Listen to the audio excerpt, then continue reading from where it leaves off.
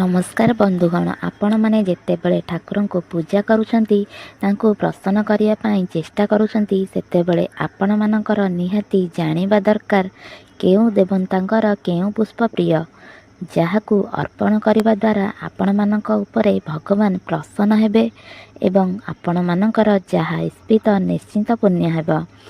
ଆସନ୍ତୁ ଜାଣିବା ଏହି ଭିଡ଼ିଓରେ କେଉଁ ଠାକୁରଙ୍କର କେଉଁ ଫୁଲ ପ୍ରିୟ। ଆମେ ସର୍ବପ୍ରଥମେ ଆରମ୍ଭ କରିବା ଶ୍ରୀ ଗଣେଶଙ୍କ ଠାରୁ। କାହିଁକି ନା ଶ୍ରୀ ଗଣେଶ ହେଉଛନ୍ତି ଅଗ୍ରପୂଜ୍ୟ। ଆପଣମାନେ ତ ନିହାତି ଜାଣିଥିବେ, ଘରର କୌଣସି ପୂଜା ହେଉ ବା କୌଣସି ମାଙ୍ଗଳିକ କାର୍ଯ୍ୟ ହେଉ, ଏପରିକି ବିବାହରେ ବି ଶ୍ରୀ ଗଣେଶଙ୍କର ପୂଜା କରିଥାଉ। ଗଣେଶଙ୍କ ପାଖରେ ତ ସେମିତି ସବୁ ଫୁଲ ଆପଣମାନେ ଅର୍ପଣ କରିପାରିବେ, କିନ୍ତୁ ଦୁବ ଘାସ ଏବଂ ଲାଲି ମନ୍ଦାର ଗଣେଶଙ୍କର ଅତ୍ୟନ୍ତ ପ୍ରିୟ ଅଟେ। ଗଣେଶଙ୍କ ପାଖରେ ତୁଳସୀ କେବେ ଲାଗେ ନାହିଁ। ବନ୍ଧୁଗଣ, ଆସନ୍ତୁ ଜାଣିବା ଶ୍ରୀ ବିଷ୍ଣୁଙ୍କର କେଉଁ ଫୁଲ ଅତ୍ୟନ୍ତ ପ୍ରିୟ। ଭଗବାନ ଶ୍ରୀହରିଙ୍କୁ ଅଶୋକ ଫୁଲ ଏବଂ ତୁଳସୀର ମଞ୍ଜରୀ ଅତ୍ୟନ୍ତ ପ୍ରିୟ। ଏହା ବ୍ୟତୀତ ପଦ୍ମଫୁଲ, କଇଁ, ଚମ୍ପା, କେତକୀ, ବୈଜୟନ୍ତୀ, ମଲ୍ଲୀ ଭଗବାନ ବିଷ୍ଣୁଙ୍କୁ ଅର୍ପଣ କରାଯାଇଥାଏ। ତୁଳସୀ ପତ୍ର ଏବଂ ତୁଳସୀର ମଞ୍ଜରୀ ଭଗବାନଙ୍କୁ ଅର୍ପଣ କଲେ ଭଗବାନ ବିଷ୍ଣୁ ବହୁତ ଜଲ୍ଦି ପ୍ରସନ୍ନ ହୋଇଥାନ୍ତି। ବନ୍ଧୁଗଣ, ଏବେ ଆସନ୍ତୁ ଜାଣିବା ସୂର୍ଯ୍ୟନାରାୟଣଙ୍କୁ କେଉଁ ଫୁଲ ପ୍ରିୟ। ସୂର୍ଯ୍ୟ ଦେବତାଙ୍କୁ ଲାଲି ମନ୍ଦାର, ଲାଲି କନିଅର, ଅଗସ୍ତ୍ୟ, ତୁଳସୀ, ମାଳତୀ, ପଦ୍ମଫୁଲ ଅର୍ପଣ କରାଯାଇଥାଏ। ଲାଲି ମନ୍ଦାର ଏବଂ ପଦ୍ମଫୁଲ ସୂର୍ଯ୍ୟଦେବଙ୍କୁ ଅତ୍ୟନ୍ତ ପ୍ରିୟ। ବନ୍ଧୁଗଣ, ପ୍ରତ୍ୟେକ ଦିନ ସକାଳ ସମୟରେ ଆପଣମାନେ ସୂର୍ଯ୍ୟ ଦେବତାଙ୍କୁ ଯେତେବେଳେ ଜଳ ଅର୍ଘ୍ୟ ପ୍ରଦାନ କରୁଛନ୍ତି, ସେହି ସମୟରେ ଲାଲି ମନ୍ଦାରଟି ନିହାତି ଅର୍ପଣ କରନ୍ତୁ। ଧଳା ଜାତୀୟ ଫୁଲ ସୂର୍ଯ୍ୟ ଦେବତାଙ୍କୁ ଦିଆଯାଏ ନାହିଁ। ବନ୍ଧୁଗଣ, ଏବେ ଆସନ୍ତୁ ଜାଣିବା ମା ବୃନ୍ଦାବତୀଙ୍କୁ କେଉଁ ଫୁଲ ଅତ୍ୟନ୍ତ ପ୍ରିୟ। ମା ବୃନ୍ଦାବତୀଙ୍କୁ ସବୁ ପ୍ରକାର ଫୁଲ ଅର୍ପଣ କରାଯାଇଥାଏ।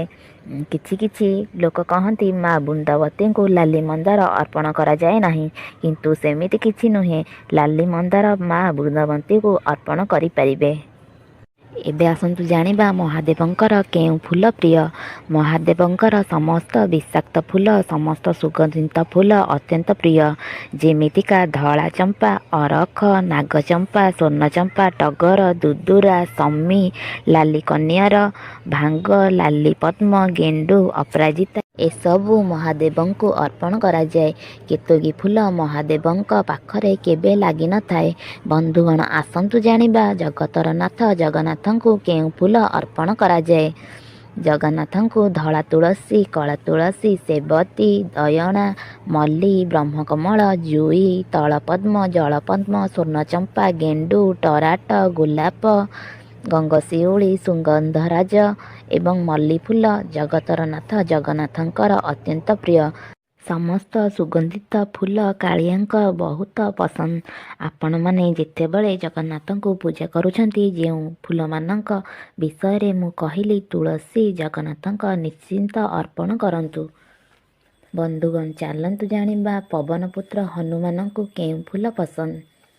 ପ୍ରଭୁ ହନୁମାନଙ୍କୁ ଲାଲି ମନ୍ଦାର, ପଦ୍ମଫୁଲ, ଗେଣ୍ଡୁ, କନିଆର, ଗୋଲାପ, ତୁଳସୀ ପତ୍ର, ବେଲପତ୍ର ଅର୍ପଣ କରାଯାଏ। ଯେହେତୁ ପ୍ରଭୁ ଶ୍ରୀରାମଚନ୍ଦ୍ରଙ୍କର ପରମ ଭକ୍ତ ଏବଂ ରୁଦ୍ର ଅର୍ଥାତ୍ ମହାଦେବଙ୍କର 11ତମ ଅବତାର ହେଉଛନ୍ତି ହନୁମାନ, ତେଣୁ ତାଙ୍କ ପାଖରେ ବେଲପତ୍ର, ତୁଳସୀ ପତ୍ର ଲାଗିଥାଏ। ଆସନ୍ତୁ ଏବେ ଜାଣିବା ଶନିଦେବଙ୍କର କେଉଁ ଫୁଲ ପ୍ରିୟ। ଶନିଦେବଙ୍କର କଳା ଏବଂ ନୀଳ ରଙ୍ଗର ସମସ୍ତ ଫୁଲ ପ୍ରିୟ ଅଟେ। ନୀଳ ଅପରାଜିତା, ନୀଳ ଅରଖ ଫୁଲ ବହୁତ ପସନ୍ଦ। ଶନିଦେବଙ୍କୁ ଲାଲି ରଙ୍ଗର ଫୁଲ କେବେ ବି ଅର୍ପଣ କରିବେ ନାହିଁ। ଆସନ୍ତୁ ଜାଣିବା ଶ୍ରୀକୃଷ୍ଣଙ୍କର ପ୍ରିୟ ଫୁଲ କ'ଣ। ତୁଳସୀ ଶ୍ରୀକୃଷ୍ଣଙ୍କର ଅତ୍ୟନ୍ତ ପ୍ରିୟ ଅଟେ। ମଲ୍ଲୀ, ପଳାଶ, ଗେଣ୍ଡୁ, କୃଷ୍ଣତମାଳ, ରାଧାତମାଳ, କଇଁ, ଚମ୍ପା ଆଦି ଫୁଲ ଶ୍ରୀକୃଷ୍ଣଙ୍କୁ ଅର୍ପଣ କରାଯାଇଥାଏ। ଚାଲନ୍ତୁ ଜାଣିବା ରାମଚନ୍ଦ୍ରଙ୍କର ପ୍ରିୟ ଫୁଲ କ'ଣ। ରାମଚନ୍ଦ୍ରଙ୍କର ସବୁ ପ୍ରିୟ ଫୁଲ ଅଟେ। ସବୁଠାରୁ ପ୍ରିୟ ଫୁଲ ସେମିତି କିଛି ନାହିଁ। ସବୁ ଫୁଲ ରାମଚନ୍ଦ୍ରଙ୍କର ପ୍ରିୟ ଫୁଲ ଅଟେ। କନିଅର ଫୁଲ ରାମଚନ୍ଦ୍ରଙ୍କ ଉପରେ ଅର୍ପଣ କରାଯାଏ ନାହିଁ।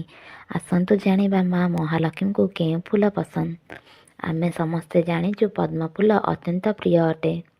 ଏହା ବ୍ୟତୀତ ଧଳା କଇଁ, ଗେଣ୍ଡୁ ଫୁଲ, ଧଳା ଅପରାଜିତା, ଧଳା କନିଅର, ମଲ୍ଲି, ଲାଲି ଗୋଲାପ, ଟରାଟ, ଟଗର, ସୋରିଷ ଫୁଲ ଏସବୁ ଫୁଲ ମା ଅନ୍ନପୂର୍ଣ୍ଣାଙ୍କୁ ଅର୍ପଣ କରାଯାଏ।